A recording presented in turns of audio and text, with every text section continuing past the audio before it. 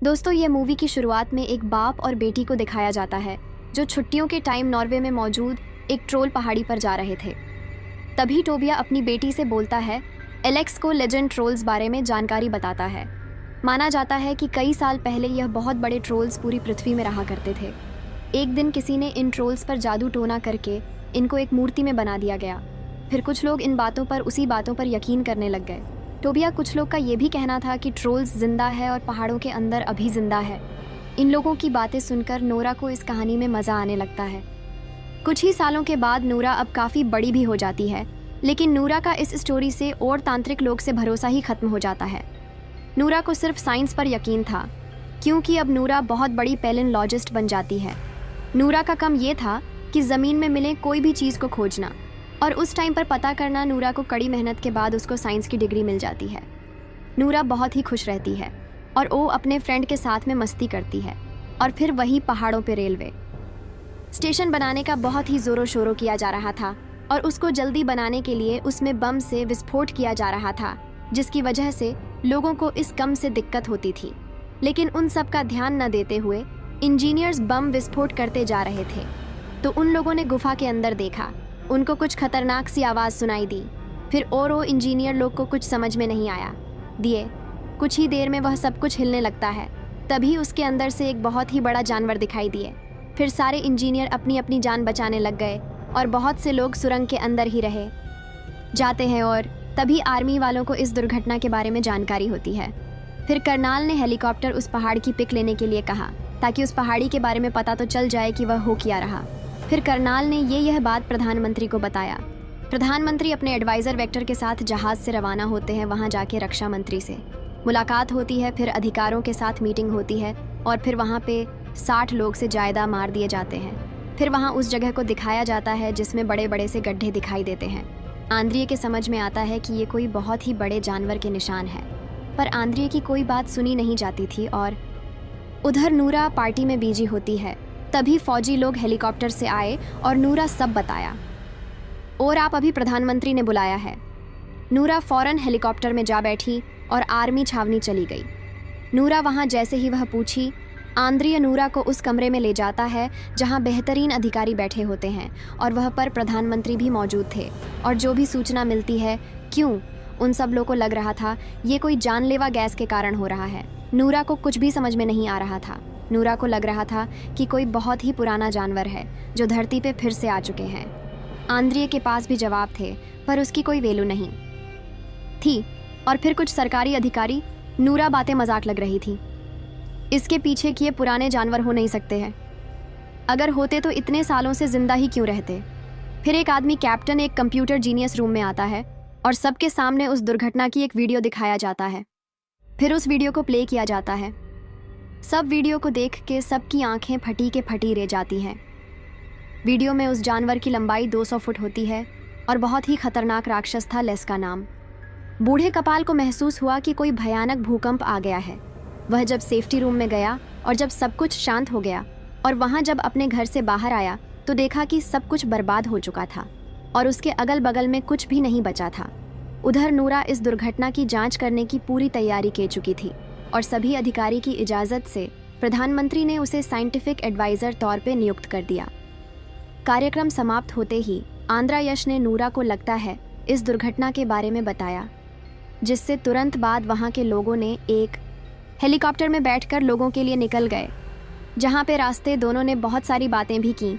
जिससे दौरान एंड्रियास ने नूरा से उसके पेलिन लॉजिस्टिक के बनाने की टेक्निक पूछ रही थी, जिस पर नूरा बताया कि मुझे बचपन से ही नेचर बहुत ज़्यादा प्यार है। फिर वहाँ अपने आसपास की दुनिया की ओर अच्छे से जानने की कोशिश करती है। दरअसल आंद्रयास को अपनी पिता टोबिया के बारे में बताया कि वह कैसे उसे बचपन में पहाड़ों पे घूमने ले जाते थे और मैं उनसे प्राकृतिक से जुड़ी कहानी सुनती थी। लेकिन मेरी फूटी किस्मत से वह इन कहानी में इतनी ज़्यादा गुमशुदा हो गई थी कि उनका असली ज़िंदगी से भरोसा ही कट गया और बीच में उनकी तबीयत बहुत ज़्यादा ख़राब हो चुकी थी। उन्हें एक पागल हॉस्पिटल में एडमिट करना पड़ा था। लक्सगंज में मची भगदड़ को देख के नूरा और आंद्रयास दोनों बहुत परेशान हो गए थे और तभी उनकी मुलाकात एक कैप्टन क्रिया से होती है, जो कि फौजी की पूरी कमांड की तरह संभाल हुए थे। उसके बाद क्रिश ने बताया कि वह राक्षस लैसगश में तबाही करने के बाद 3 मील तक आगे बढ़ता है। उसके बाद वहां तुरंत से गायब हो जाता है और फौजी की बहुत कोशिश के बावजूद वह लोग उसको ढूंढ नहीं पाते हैं, मानो को जैसे वह शक्तिशाली राक्षस से हवा में ही गायब हो जाता है।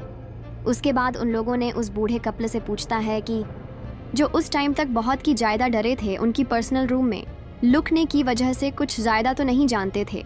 फिर उस बूढ़े आदमी ने उन्हें बताया है कि उसकी किसी जानवर की खतरनाक दहाड़ नहीं सुनिए दी थी, किया जैसे मानो एक बाल मानुष बंदर उन पे हमला करने वाला हो, पर यह सूचना किसी भी नतीजे पे पहुंचने के लिए काफ़ी नहीं थी।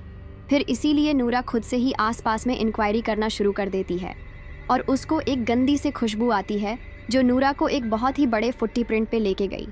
नूरा ने फौरन ही उस पैरों के निशान की इंक्वायरी करनी शुरू कर दी, पर नूरा को इतनी कोशिश करने के बावजूद भी उसे कुछ भी नहीं मिला, बायोलॉजिकल नहीं मिलता है, जिस वजह से उस राक्षस की इंक्वायरी करवा सके। और फिर नूरा के पास कोई रास्ता नहीं बचत, तो नूरा अपने पिताजी से हेल्प लेना का फैसला करती है, जो उस टाइम एक दूर पहाड़ी पर रहते हैं। वहाँ नूरा जल्दी से पहुँचने के लिए अनिद्रा और कप्तान क्रिश एक ही हेलीकॉप्टर का सहारा लेते हैं। फिर नूरा वहाँ पहुँचती है तो टोबियो ने उस पर गन लगा देता है, पर अपनी बेटी को देख के वहाँ तुरंत संत हो जाता है। उसके बाद में ट्रोला पर जांच करने लगती है और फिर जैसे ही उन टोबियो को वीडियो दिखाया तो वो बहुत ही हैरान हो गया था। फिर उसने एक ही बात बोली कि वो अब आ चुका है। फिर नूरा को कुछ समझ में ही नहीं आ रहा था। नूरा ने अपने पिता से एक साइंस फी की एक्सपो मांगती है कि इससे बचने का रास्ता ढूंढ सके। टोबियो अपनी जिद पर खड़ा रहता है। वहाँ टोल नॉर्वे से ही गायब हुए, क्योंकि वहाँ पर सभी ईसाई मजहब अपना लेते हैं। फिर साथ ही उसने बताया था वहाँ उस राज का पर्दाफाश करेगा जो कई साल पहले करने का मन था, क्योंकि उसको साइलेंट करवाने के लिए उसको पागल खाने में भेज दिया था। फिर उसने अपना बेज उठाया और सभी को लेके एक सुरक्षित स्थान पे जाने को बोलता है, जिसके बाद सभी लोग हेलीकॉप्टर में बैठ के आखिरकार टोबियो की बताई हुई स्थान पे आ जाते हैं। जैसे ही उस स्थान पे कदम रखते हैं तुरंत उसकी खोज के करना शुरू कर देते हैं। फिर कुछ टाइम के बाद आसपास देखा, फिर ऐसा हुआ कि ये स्थान पूरी तरह से बदल गया है। फिर दूसरी तरफ नूरा को खुशबू आती है, उसका नाम टाइफा नेचर रख देती है।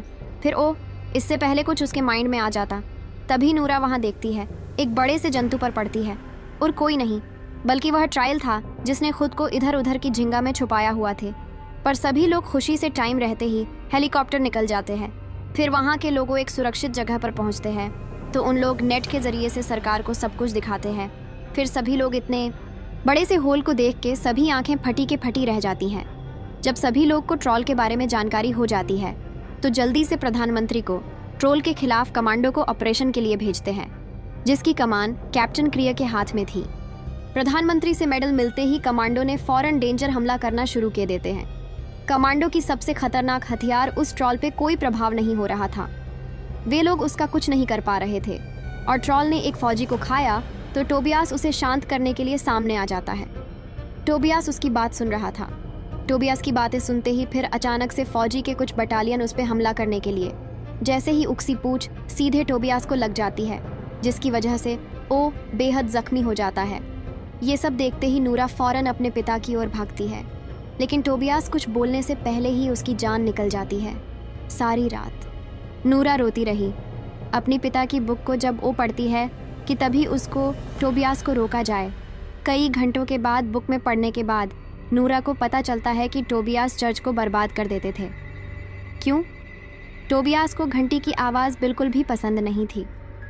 नूरा ने ये बातें सभी अधिकारी को बताया और नूरा के ये टेक्निक से सभी अधिकारी ऑफिसर सुनाया, तो वो सब नूरा को पागल समझ बैठे।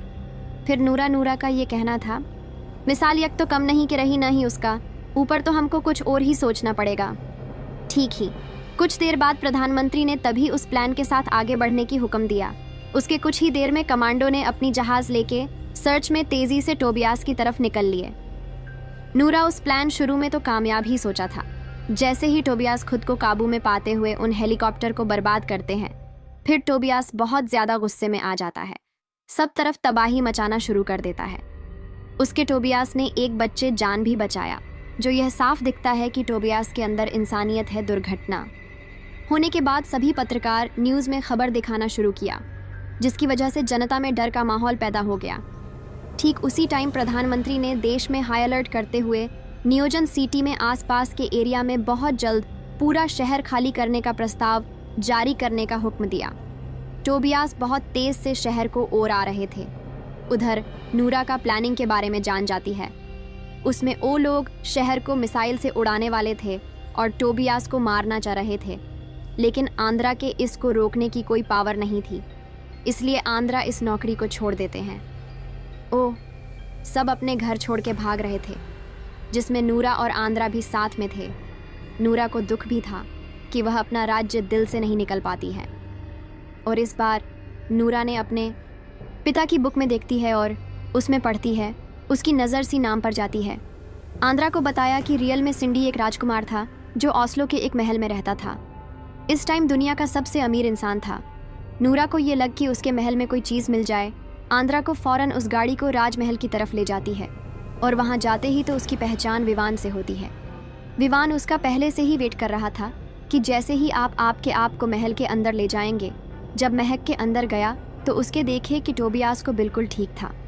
पुराने ज़माने के टाइम टोरेंट नॉर्वे की ज़मीन से घूमते थे, जिसके बाद साइडिंग उनकी एक अंदरूनी गुफा में लेके जाता है जहां टोबियास की ज़िंदगी बर्बाद की थी ताकि उनकी सच्चाई बाहर ना आ जाए।